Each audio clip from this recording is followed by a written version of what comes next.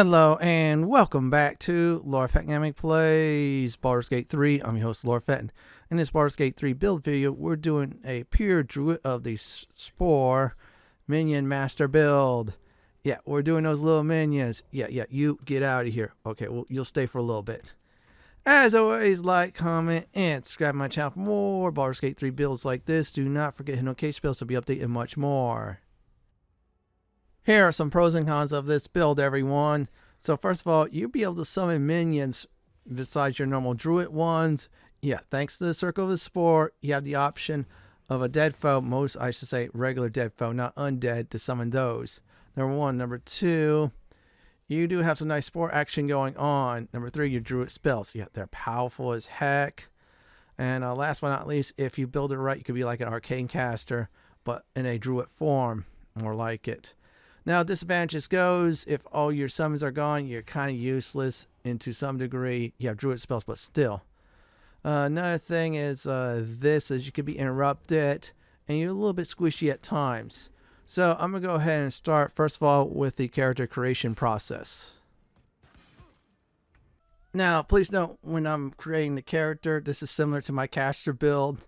Since we're going to be using the caster stats, yeah, you see, 2 of the 3 circles are mainly caster-like builds. Just differences is that the Circle of Land focuses more on spell selection and different types of spells you get to use and abuse, even some that are not of the Druid class. While the Circle of Spore, on the other hand, focuses on summons and that green damage type of spell. And also focus on, using Spore magic. So as for races go along, these are just my suggestion, once again on that. On the half-elf, I'm going to switch up a little bit, even though I did select Firebolt. I'll suggest other spells as well, since in recent light and recent tests, yeah, you miss more often than not. Unless you're a wizard, and then, yeah, you definitely want High Elf all the way. But anyways, let's go with the elves first. Let's make sure we check everything right before we do that. Since the elves are really good at this, and I'll go over the subclasses as well. They gain 9 meters per turn, which is nice. Movement speed, that's always good. Now, their basic weapons they can use is longsword, short bows, and longbows, which is nice. Dark vision up to 12 meters in the dark. They also have, let's see here, fate ancestry advantages on saving throws against being charmed, and magic cannot put them to sleep. They can sleep like normal, but magic cannot put them to sleep. High elves, you get to select level 0 spells. If you want to go Firebolt, that's fine. Just start fires and such. You'll miss more often than not. Or you want Wood Elves, that gives you 1.5 more movement speed. So that's about 10.5 movement speed there. They're more mobile. So yeah, let's go ahead and do the next one. Tieflings. That is base racial speed movements 9 meters, just like our elven cousins. Dark vision 12 meters. They can see in the dark. They also gain something else. Hellish resistance. You have resistance to fire damage. You only take half fire damage from it. That's pretty good. Modius Tieflings are the way to go. They start with Produce Flame for free. Then they get other spells as well. They even get a Flame Sword in their hands. Next on the list is the, let's see here, humans. 9 movement speed. That's always good, just like the elves and such. Civil militia. They can use spears, pikes, halberds, and glaives, just like guards and peasants. Human versatility. This is the goal one. Gain extra skill to be proficient in. Instead of 4 you pick. Well, actually 2 from your background and 2 from the one you select. You get to select 3. That's called 1 up there. Now, next up are the half elves.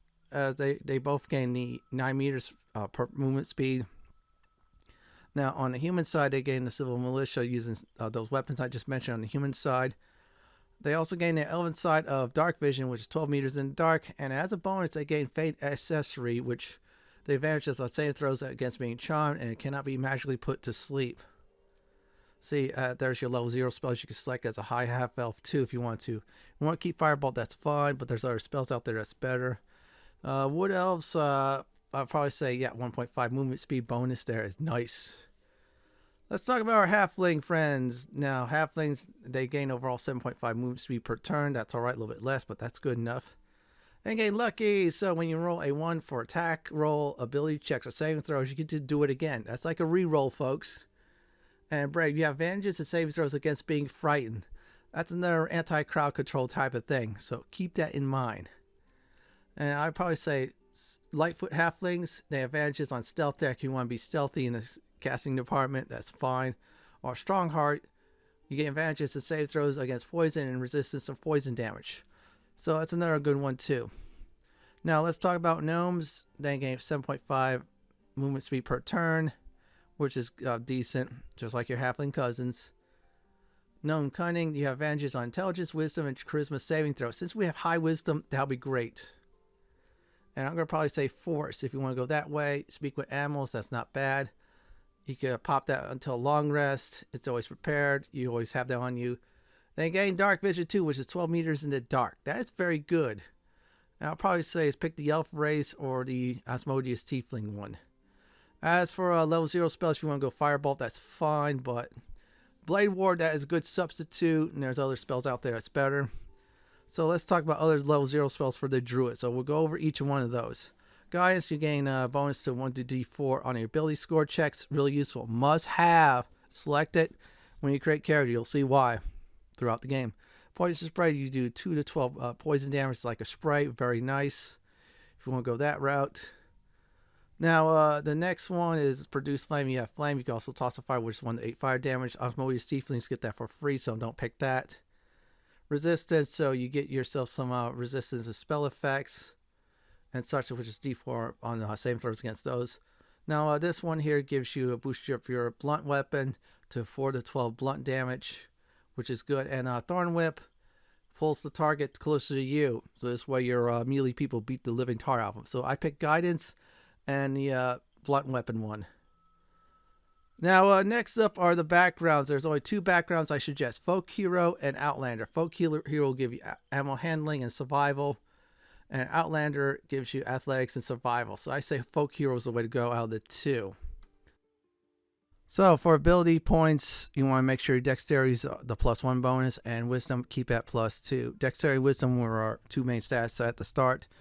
I put Strength at 10. That's fine. Even Steven. Some people put it at 8. Dexterity 16 for that Dexterity saving throws. A little bit AC does help as well. Constitution, I did 14 for a little bit extra hit points, which is very nice. Intelligence, I keep at 8 or 10. That's 1 and 2. I switch off with Charisma. Up to you all on that. It's 1 and 2 weak stats for this build. Wisdom at 16. That's a must. We're going to be building that to 20 by the time this build is over and done with. So that's the main bread and butter. Charisma 8 or 10. Depends how you feel about it. You'll see in the leveling up process. As for skills, I'm going to probably say is nature, insight, and of course survival and perception. Those are the ones you definitely want. So let's go ahead and select those, and then of course that'll be it there. Now if you're a human, then I would definitely suggest insight or medicine's the way to go as your number 5, but still, once again, perception, survival, animal handling, and nature. Yeah, and I'll show you human one more time. So let's go ahead and do that. Yeah, and there's your medicine or insight. We'll select that for a human. We'll go back to it. See, there you go. There's your 5 there. Since that's wisdom base. So for now, let's select the, I should say, half elf of a high elf. Since Jahir is that. She's going to be our demonstration for this leveling process. Now, next up are level 1 spells. I'll go through each and every one of them. Tell you to keep or pass. Again, you can switch them in and out at any time. Ice Knife, that does 3 to 22 damage. Very nice ice spell. It's 1 to 10 piercing and then 2 to 12 cold damage. Good spell to start out with. Entangle, you could tangle a creature on vine. So if you have trouble foes coming to you, that's a nice spell to have. Fog Cloud, this cloud blinds and heavily obscures your creatures within. That's all right. Now, I'm going to say hard pass for Speak with Animal because you got potions for that. Or if you're one of the Forest Gnome race, you can pop that daily. So here's the thing, Animal Friendship, this is not bad. It's good at the beginning of the game, but later on you're not going to meet much animal, so pass on Animal Friendship. Charm Person, that's not bad, so it prevents foes from attacking you. It's alright, but there's better spells. Thunder Wave, this is a good mini AoE spell, does 2 to 16 thunder damage, which is good. Healing Word is like a long-range healing spell, which does 4 to 7 on one target. That's good to have, must have. Cure Wounds, it's 4 to 11, close touch range, great to have as well. Fairy Fire, so all targets within on the light are visible, and their attack rolls against them, you'll have advantage against those. So yeah, so this is a good crowd pleaser. Enhanced leaf, there's a potion out there that'll give you that, so pass on that. If you need movement speed, this is the way to go, or give it to someone else, that's alright. Good berries, so there's like little healing berries, which each of the 4 berries does 1 to 4 healing damage, which is okay. Create or destroy water, this is a good situational spell, so if you see fire and such, that's great to have. I picked Ice Knife, both healing spells, Fairy Fire, and then of course, last but not least, is Thunder Wave. So that's about it for character creation, so let's level up our character from, you guessed it everyone, 2 to 12. It is now time to level up our Circle of the Spore Druid from 2 to 12. Jahira's going to be the one testing this all out. So let's go ahead and switch subclasses since she's no longer Circle Landless, Circle of the Spore. I'm going to go over some things. I'm not going to go over Wild Shape. We're not going to use it. Halo Spores. Unleash a cloud of necrotic spores upon a target. This uses reaction. Does 1 to 4 damage. Pretty good to have. It's like a nice starter on that. Symbiotic entities, so you gain 8 temporary hit points, and you deal an additional 1 to 6 necro damage while having them. And cast Halo Spores with them doubles the damage, so it doubles the damage on that. Pretty good. Bone Chill does 1 to 8 green damage. Now, this also prevents your targets from healing, which later on is devastating. Seriously. I'm going to go ahead and switch some of Jahira's spells out. And yeah, that Bone Chill, that's automatically in your spell book. So you don't have to worry about putting it in the slots. It always stays there. Definitely use it towards the end of the game because enemies like to heal from time to time. That should definitely do it for this level. Dang, level 3 everyone. So let's see here. We get some new spells. Level 2. I'm going to go with each of them. Blindness blinds a creature. Attack rolls against them. You have advantage against that when they're blinded. They have disadvantage against you. Detect thoughts, just like the potion. You get to read thoughts. Cheat some dialogue. Pretty good to have. Yeah, those 2 are permanently in your spell book. You don't have to move them in and out. So let's go over the, you guessed it, this. Let me switch that out real quick. Let's grab this. Let's go over this. Lesser Restoration cures a creature from the following: disease, poison, paralysis, or blindness. Good to have if you need to. You can switch always in and out. Protection from poison. When you put this on a creature, it removes poison. It also gives resistance against poison. So no further poisons really after that. Pass Without Trace gives you plus 10 bonus to stealth checks. Good if you want to have a Steron in your party more stealthy. Or if you're a stealthy rogue, you want that. Depending on one of the 2. So let's go over the next one. Flaming Spear. You do 2 to 12 fire damage. You get to move it around. That's not a bad spell to have. So again, if you want to use that, that's fine.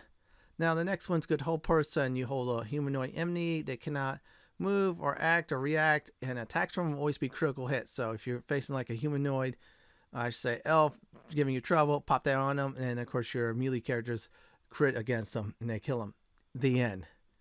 So it's a must-have though if you need to do that. Flame Blade, so conjure a flaming sword, which does 1 to 18 damage. Not bad, but if you're Asmodeus Tiefling, that's automatically free. So it's up to you on that. Gust of Wind, so if you need to keep a foe off balance, that's fine, but there's better ways to deal with foes. Now this one's a must. Moonbeam does 2 to 20 damage. It's like a small moonbeam, drops on a foe, and you can move it around for up to 10 turns. This is good. And if they resist, they take half. Good to have, must have again. Bark Skin, you have armor class up to 16. There's Bark Skin potions. You want to go that route, I say pass. Unless you really need the AC. Spike Grove, so it does 2 to 8 damage. So any foes walking on the area that has Spike Grove, their movement speed's cut in half. Good to spell the half. You want to keep foes away, so you go nuke happy. Enhance ability, so this does is it gives you advantage on ability checks and dialogue and such. So if you want to go that route, yeah, you can switch spells in and out and just cast it on someone. Heat Meld, this is good, so it does 2 to 16 damage, which is fire. Also, foes have to either remove their weapon or they get disadvantages on attack rolls and such.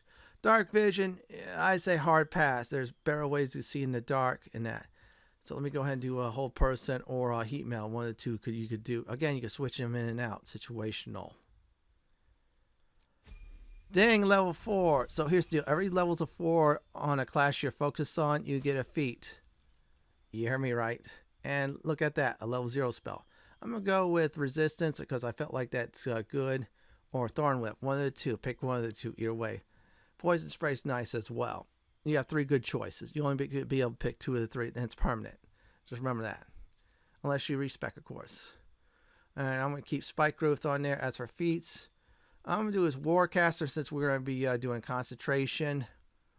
And first of all, you have advantages on saving throws to maintain concentration on a spell. Great to have. Must have. Also, you get this nice reaction, Shocking Grasp, but you have that Spore reaction, which is much better. So I say on that, but you want the concentration bonus on that. That's more important. Seriously. Yeah, this way you cast more nukes. So let's go on to the next level. Ding, level 5, everyone. We're getting close to the halfway point, and we get some level 3 spells, our Circle 3. Animate Dead, so if there's a small or medium corpse, you can reanimate it as a skeleton or a zombie. Really useful for this build, because you're doing minions, you're building them, you're building a little army.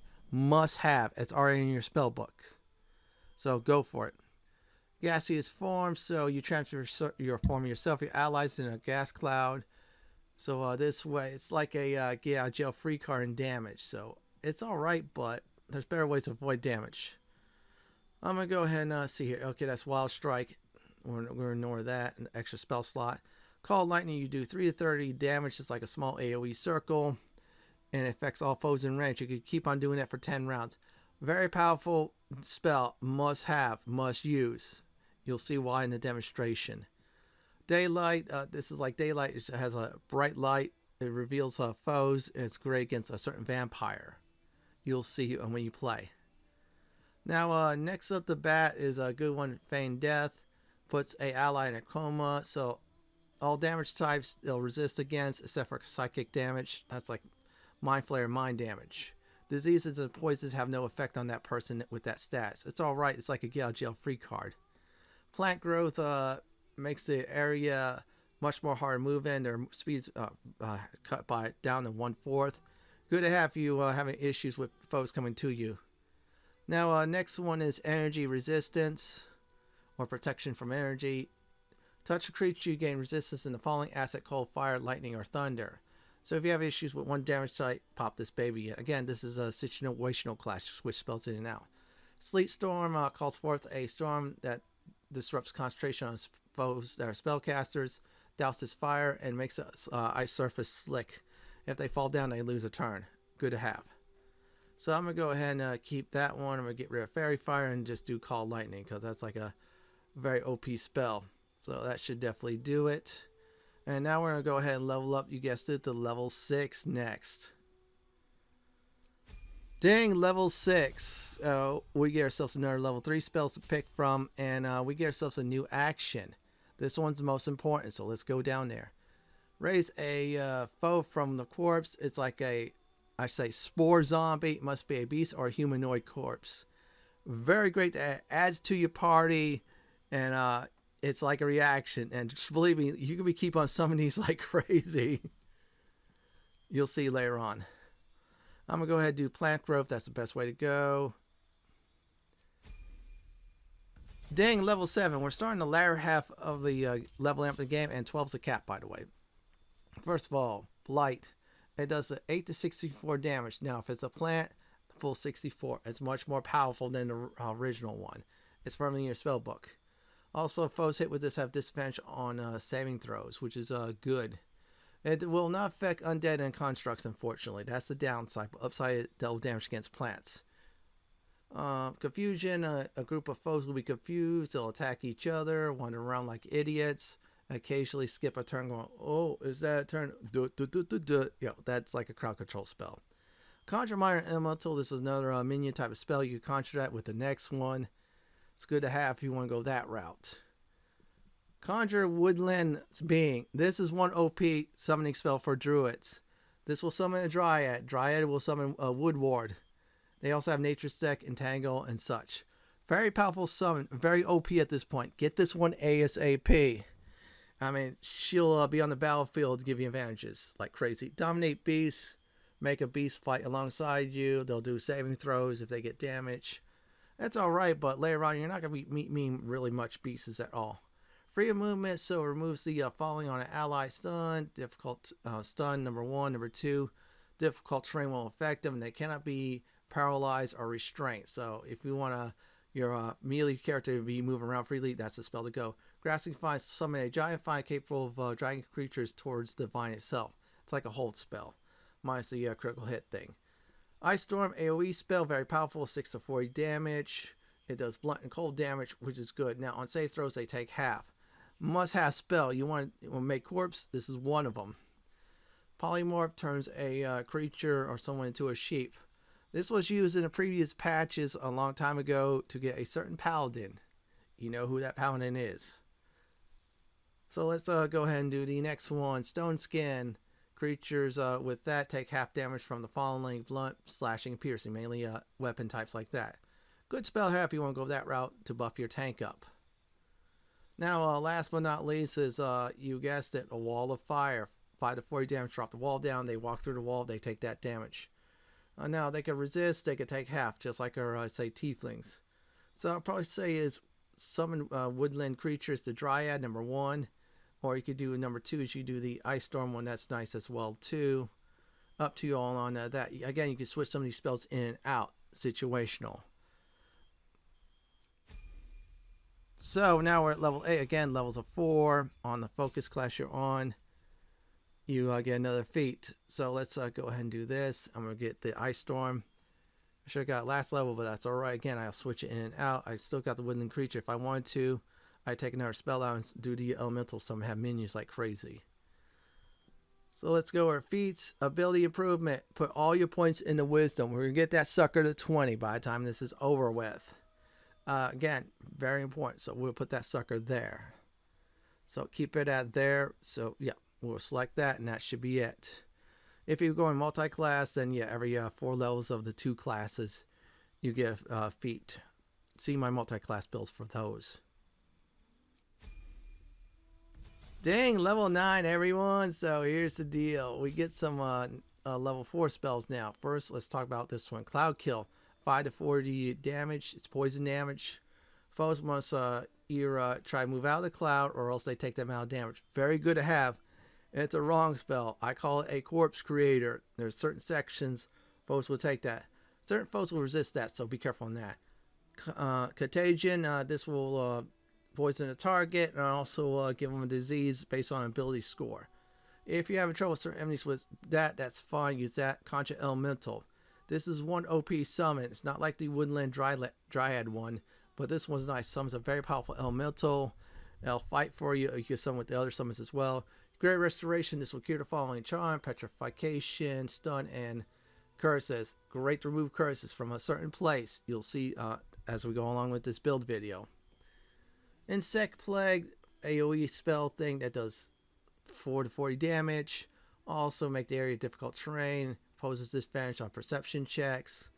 Believe me, another one of those spells that makes corpses. There's a certain section that wipes out little enemies. That's very good.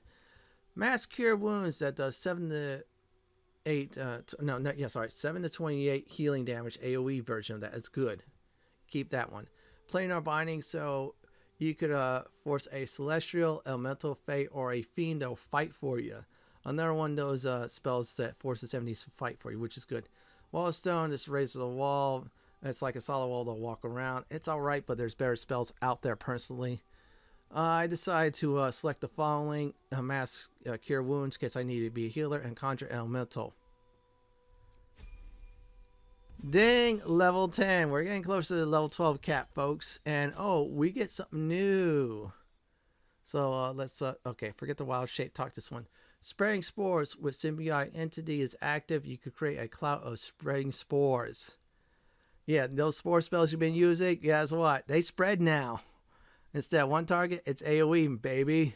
You want that. Now, either resistance, if you want to be helping out your party members on that. Resistance for bonus saving throws, or if you want to go offensive, poison spray. Up to you on that for your level 0 spells. I'm going to go ahead and do Insect Swarm. Again, I can switch spells in and out since I'm a druid. Dang, level 11. So we're going to be talking about these level 6 spells, or circle 6. Heal, that's a flat out heal, is 70 damage. No effect on undead and constructs. No, it's not like Neverwinter Nights you use as a nuke. Nope, not this time. It's just a pure healing spell, I should say. Hero's Feast, this will give a following until long rest is done. Your hit points increase, cannot be poisoned, disease, or frightened. Your wisdom saves are really boosted up like crazy. Cast this before a big boss fight. Good to have. Now, Sunbeam does 6 to 48 damage like a beam. Blinds all targets in region. Radiant damage. I'm going to say absolutely great in many encounters except for 2 of them. But still, it's a nice nuking spell for a druid. I used the scroll version quite a bit against one boss. And it did well. And yeah, I used it also with Jahir once or twice. Again, one of those spells that makes corpse. Wall of Thorns, anybody crosses that, first of all, will take 5 to 56 damage. Their movement speed's down to 1/4. Not a bad spell if you have issues, of course, you know, having foes coming to you. But there's better level 6 spells out there like Sunbeam. Windwalker, transfer yourself and your allies in a cloud so they cannot be attacked at all. And while they're transformed, you won't be able to attack as well. It's one of those oh crap spells. It's alright, but there's better ways to avoid taking damage if you really know what you're doing. So I'm going to go ahead and probably select either Heal or Sunbeam, one of the two. So there we go. Let's go ahead and level up one more time. Dang, level 12. We're at the cap. Now we're making minions like crazy. So let's go ahead and prepare the final spell and then pick our feats. So let's go ahead and do Heal. As for feat, what we're going to do is ability score improvement. And what we're going to do with that is do wisdom. Yeah, we're getting that to 20. So we'll be capped at 20. So there we go. Wisdom 20. So we're all powerful. Now that's about it from leveling up from 2 to 12. And the next part is build video is permanent ability score boosters and where to give in each of the acts in the game.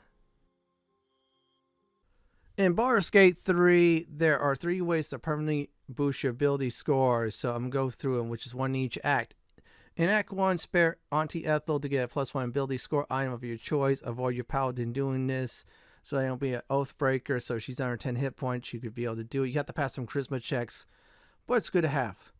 Now, in Act 2, if Asteron's still with you and alive and well, with Asteron having by Araja in Moonrise Tower, she is the potion lady and also sells some of the best jewelry in the game.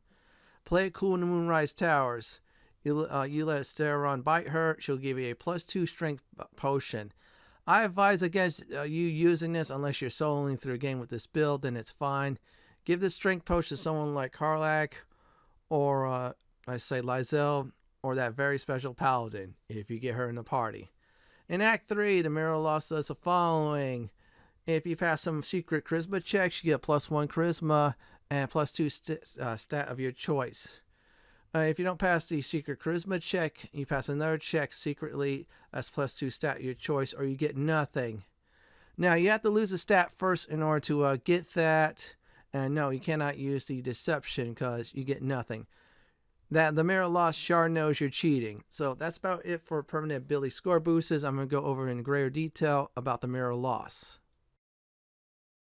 Now, for the Mirror Loss, after you pass some intelligent checks, like for example, religion and such, you'll be able to have a choice to lose what stat -2, 1 through 6. Do not do 7.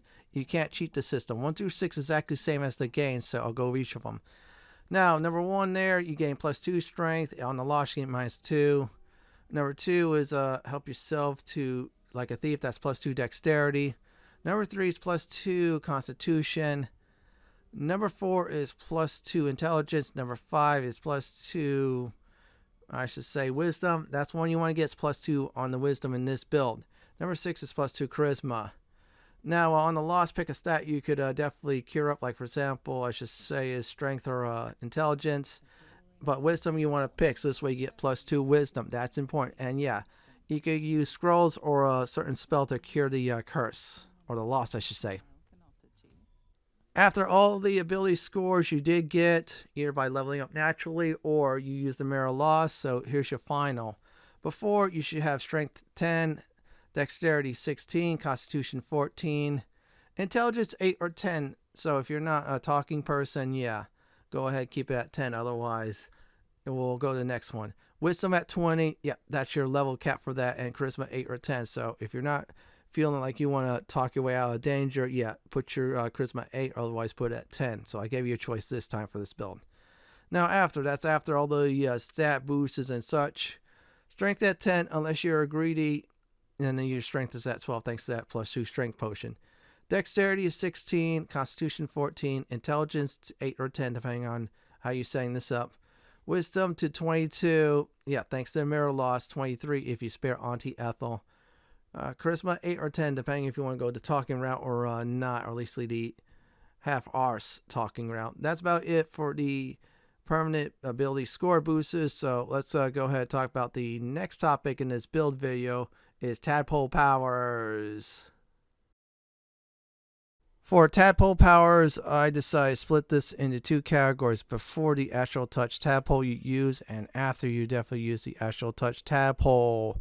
Now these Tadpole Powers are similar to my caster Druid build. It'll work definitely equally as well with the Circle of Spore build, which is this build. So let's go ahead and start first with before. Here are the Tadpole Powers before you use the Astral Touch Tadpole. Favorable beginnings, boost attack rolls, or give you advantages in combat and dialogue, I should say, more like it.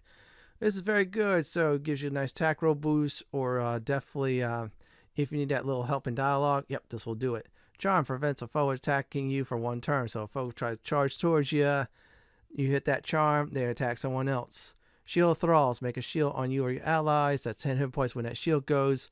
Foes who are around that shield at the time get stunned. Really useful. It's a nice crowd control one. That shield goes, they get stunned, you move away and go nuke happy.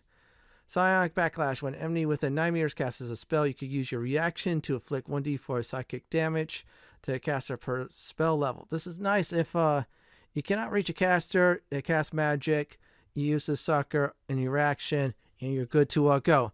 Let's go ahead and talk about next Tadpole Powers after you use the Astral Tadpole. Here are the Tadpole Powers you should get after consuming the Astral Touch Tadpole, and welcome to the dark side of Baldur's Gate 3. Well, not really, but still, here we go.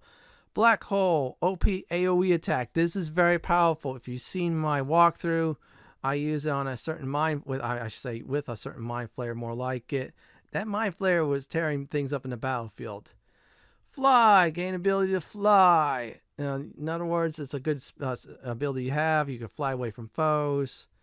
Repulsor, this is an AoE pushback attack that does damage as well. So if many foes come towards you, push them back, you run away enough so this way you get the safety.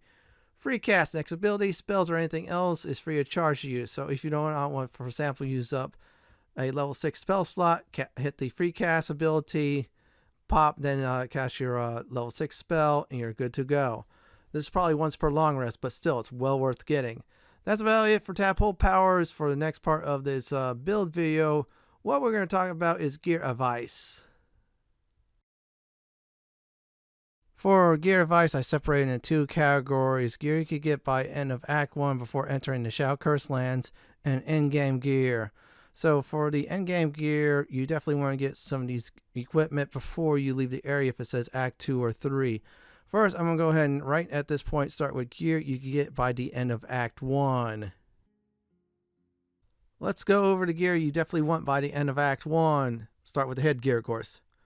Walperia's crown. When healing another, the person who wears this gets 1 to 6 hit points regained. It's like a mini heal for the person using this. Very good. This is a reward from Zevor for completing the Save the Refugees in Act 1. So if you go on the refugee route, you'll definitely get this. Here's a good alternative, Circlet of Blasting. Now, this item has Scorching Ray. It hurls 3 rays of fire. Each ray does 2 to 12 fire damage. Blur sells this in the Underdark in Act 1.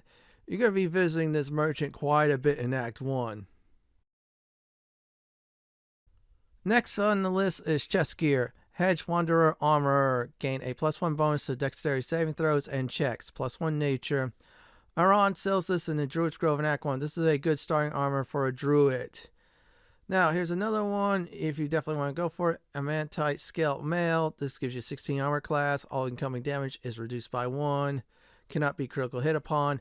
When a melee attack hits you, the attacker is set reeling for 2 turns.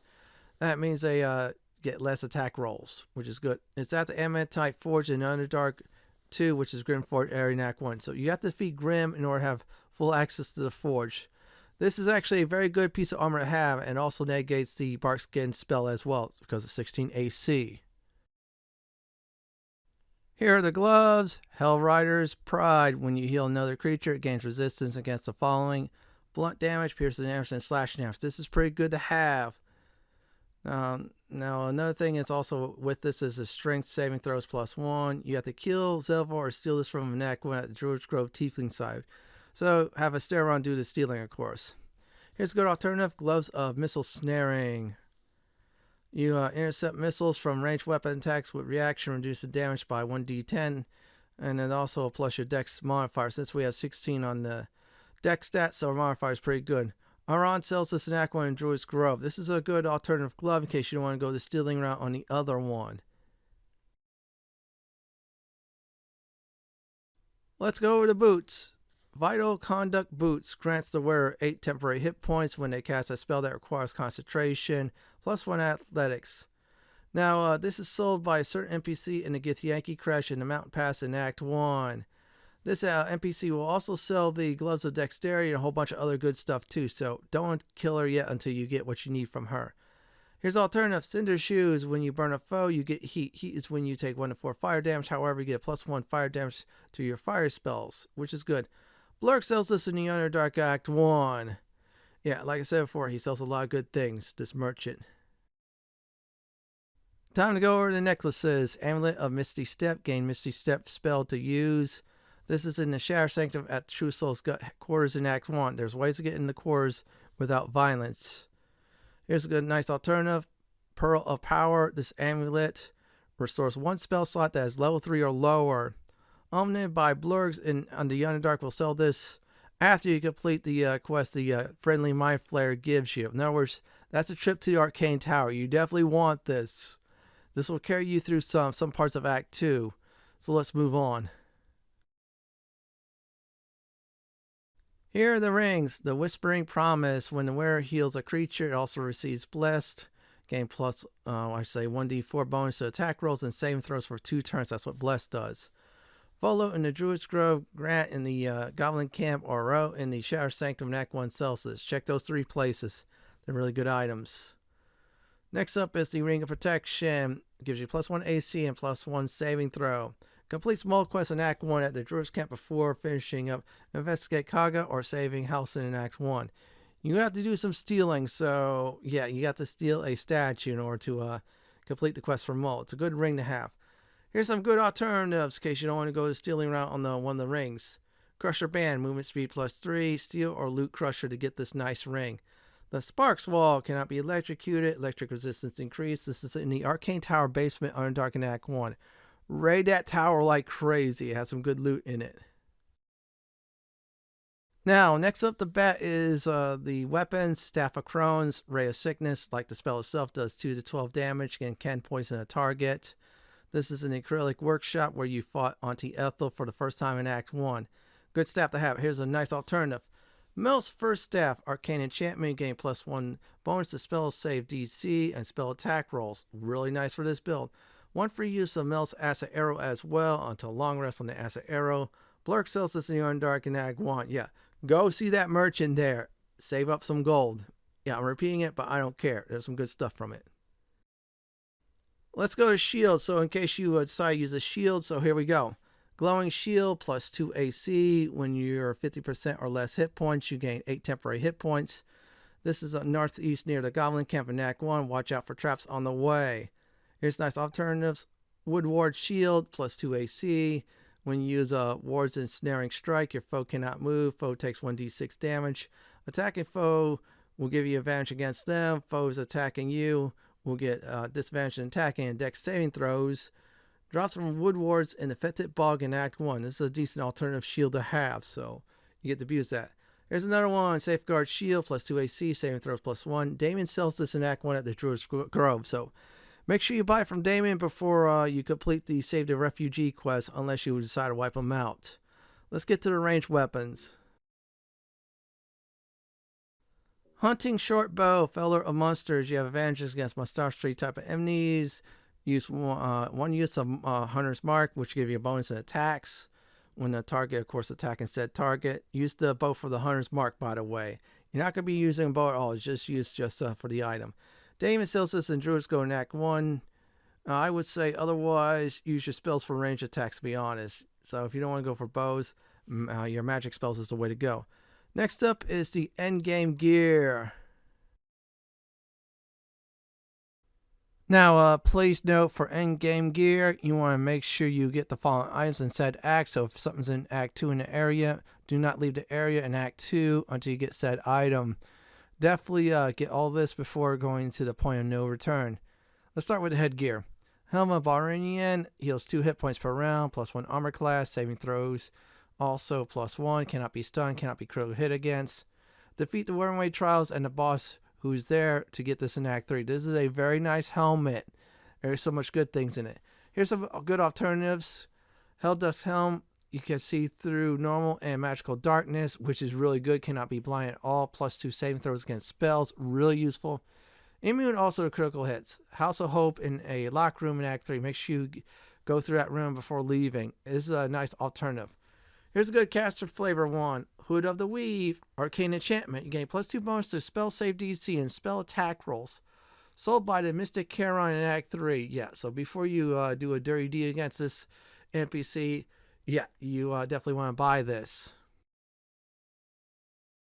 Now we're going to get to the cloaks. In Act 1, we couldn't get any. However, starting Act 2, we're going to start to get a few of them.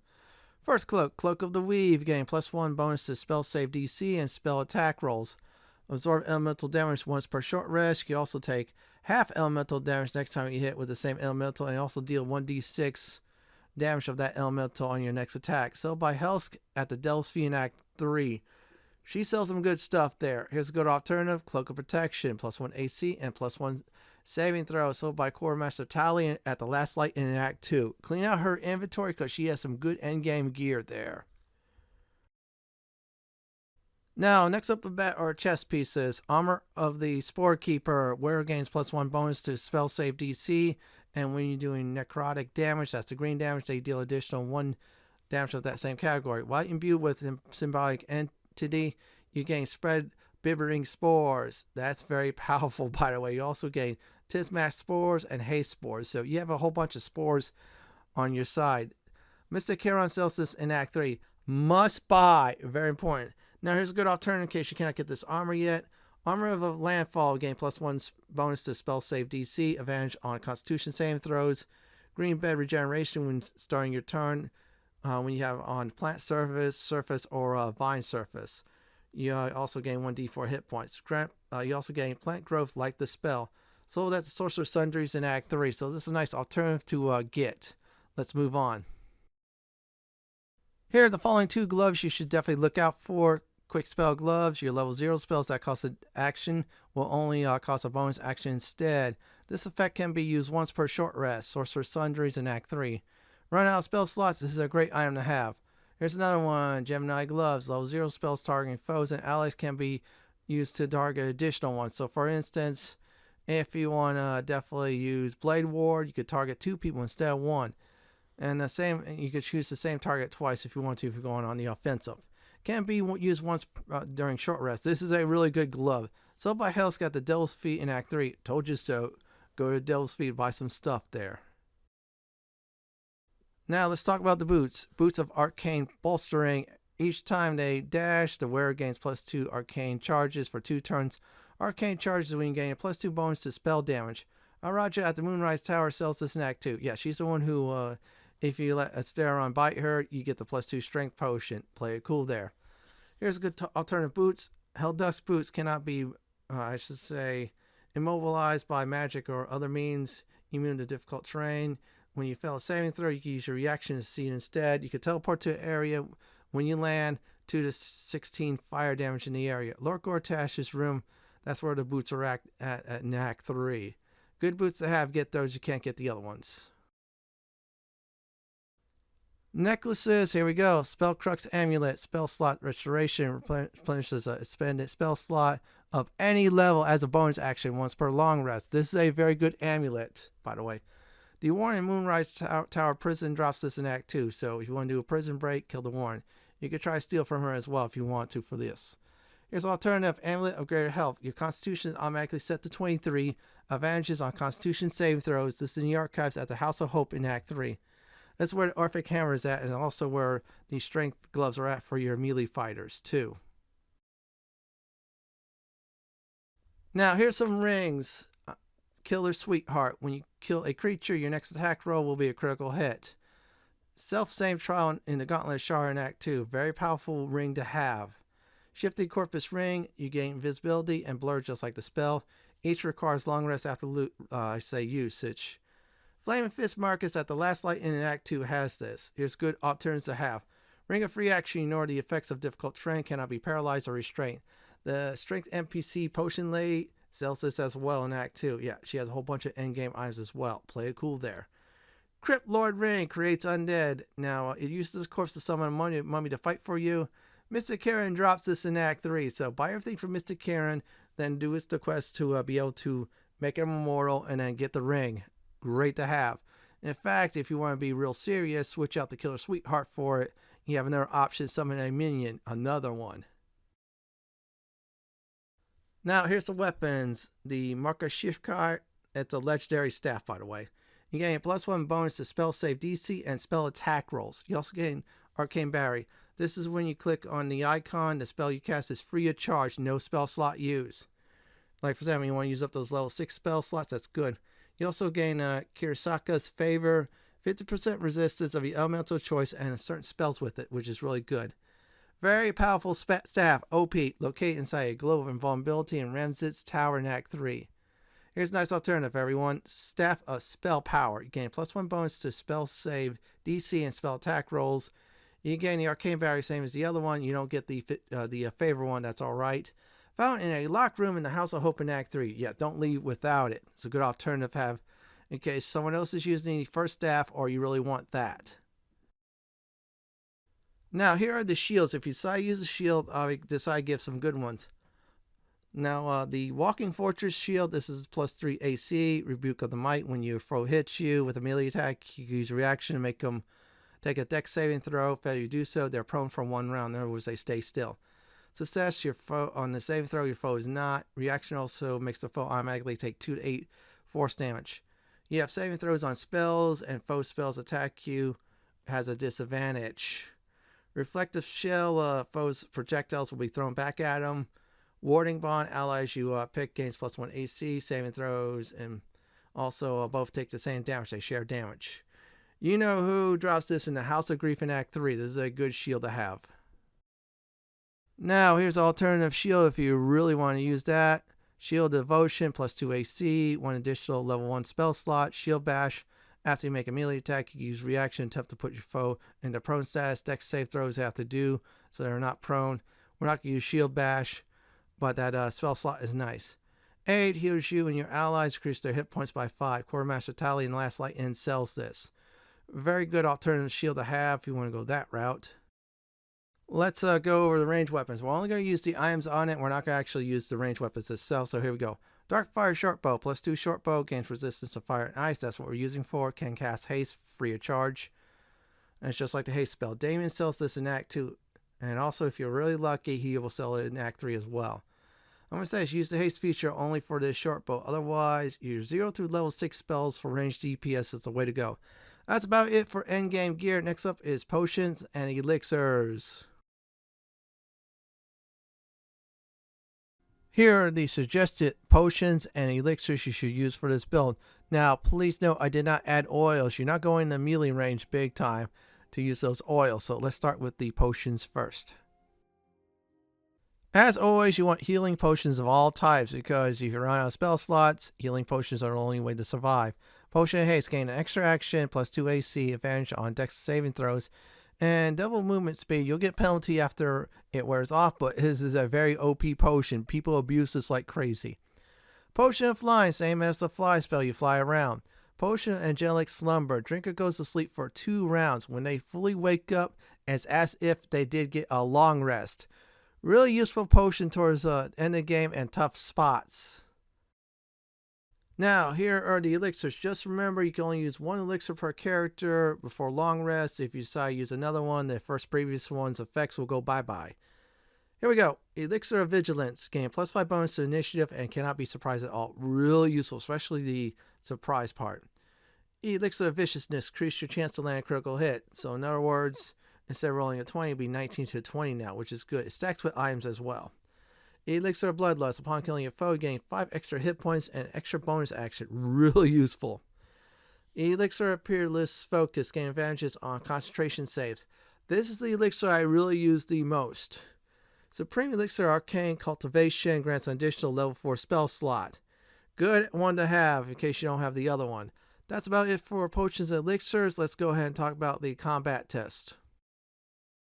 We're go ahead and do Act 1 very early on, so we're using Call of Lightning to take out a foe. Yeah, at this time we're going to try to take out foes, so this way we could raise them as servants. We don't have the Spore version yet, but that's alright, so we're using our Spore. There you go. And we're going to end the round after that. I'll skip a while and explain about the undead part, but still, use what you have to use until you get the real good stuff later on. So let's go ahead and cast this spell. And there you go. Time to fast forward, skip all the nonsense.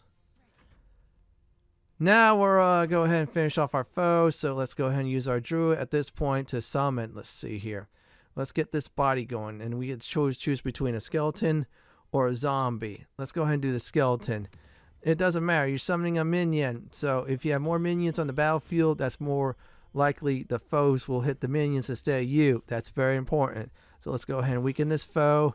At this time, our adds and our party members should definitely finish them off. So let's go to Act 3, shall we? So here's the deal, everyone. At this time, you're level 12, fully geared. You have summons. We have 2 already on the battlefield. We're going to have more. So we're going to use our paladin right now, attempt to finish this fool off, at least weaken to the point where, yeah, it can be finished off by either us or someone else. Or say the adds more like it. There we go. We'll just knock this fool out. That should do it. And there you go. It's gone. We got a body. There you have it. So now we're going to use Jaheira to take care of business. So let's move our paladin over. Yeah, I'm using my same save file from the first playthrough. So we got Jaheira. So now what we're going to do is have her go ahead and do symbiotic entity. So yeah, this way we have our spores do a lot more damage. Now let's go ahead and summon a zombie. It should be right there somewhere. Where are you at? There you go. And look at that. We got 3 summons. More will be on the way. Consider this reinforcements, just like in TIE Fighter. 90s DOS game. And because our spore could do AoE, and there you go. It spreads. And if we could kill our foes, there'll be another body we could definitely summon. So at this time, our foes will try to attack our caster. They're failing, so now we're going to use our Dryad. Yeah, use the Dryad to summon another ad. We're having an army here. That's the point of this build, is using ads to do some damage, using Spore power to wreck our foes. And let's go ahead and do that, and voila. There you go. Another army to add. So let's go ahead at this time, stop the turn. We can't do anything else. We can't get near. We'll just park her over there. Now we're going to use our other summon. Or more like Karlach. Yeah, Karlach's going to weaken our foe. There's going to be another corpse coming up, folks. Let's go ahead and do that and roar. And let's see if she can finish this one off. If not, oh well. Let's go ahead and do it. And there you go. There's another corpse. As long as you have good party members, they're making corpses for you. That's what you want with this build. Have corpse makers set you up courses, and then you summon them. Let's go ahead and see if I could do this. Yeah, let's see. Yeah, let's put it on fire. Yeah, let's see if I can. Yeah, we're using our fire elemental at this time to do some nasty damage, folks. Yeah, still it'll be very useful. Let me try and move it at a better spot. Sorry about that. It's been a while. There you go. We'll just do it over here with dummy number 1. Let's put dummy number 1 on fire. There you go. And we got minions right now doing the damage for us. Now our foe will have to be forced to move, forced to go somewhere else, and watch him die. Yeah, see, now we got our Wood Ward, and it's going to go ahead and take this fool out, or at least take out its buff. Okay, we missed. That's all right. We'll just leave it there. And now our foe's on fire. It's going to attempt to attack Karlach. It's not attacking Jaheira no more because we got distractions all over the place.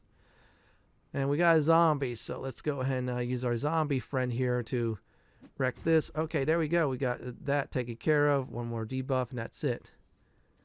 It's gone. Let's go ahead and have Lizelle take care of business. But still, the point is, yeah, your ads are helping you out. Your magic's helping you out. This build, you can be very powerful. And, of course, that's sometime point in the battle, you're going to have more summons. You're going to have more of those summons more likely to be hit, and you're less likely to die. So let's go ahead and have Lysel just do that. And that should do it. Yeah, well, I'm spending on this time in this section because it's the full might of this build. And, of course, you're having ads to help you out. You have a good party to help you out. And you have nukes to help you out as well. You see, there's another zombie there I want to point out. See, we just got a kill. And we got another zombie added on the list. So we're going to keep on having zombies like crazy. Also use items as that. I'm going to have this zombie just wait and just have our paladin take out this fool or attempt to.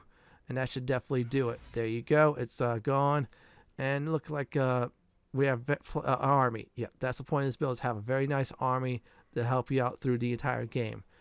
I heard if you have items, like for example that summons, they'll stack as well. So that's about it for the combat test. Let's talk about final advice. Here's the final advice for this build. You're going to start out a little bit with the less tools in the tool shed like you saw in Act 3. When you level up, you start to get more. You're going to have abilities to summon, I should say, minions from corpses. More minions on the battlefield. More likely they're going to be the target. Less likely you're going to be hit. Take advantage of Druid spells, especially ones that you gain that's only exclusive to, you guessed it, the Circle of the Spore. Like, for example, Cloud Kill. Yeah, Call Lightning is very useful as well. Summon the Dryad. She is very OP. She has another summon to do and other things as well. Elementals will help you out. Also, your party can help you make corpses as well, too. Take advantage of that. This is it for my Baldur's Gate 3 Pure Druid Circle of the Spore Minion Master build video. This is Lord Fenton signing off. Thanks for watching, and have a great day or night. Do please stay safe. Please subscribe to my channel for more classic and modern Dungeons & Dragons walkthroughs, builds, guides, and more just like this. If you like what you see, then go ahead and pick my suggestion on the upper left-hand corner or YouTube suggestion on the bottom left-hand corner. I'm going to go ahead and relax in this nice chair.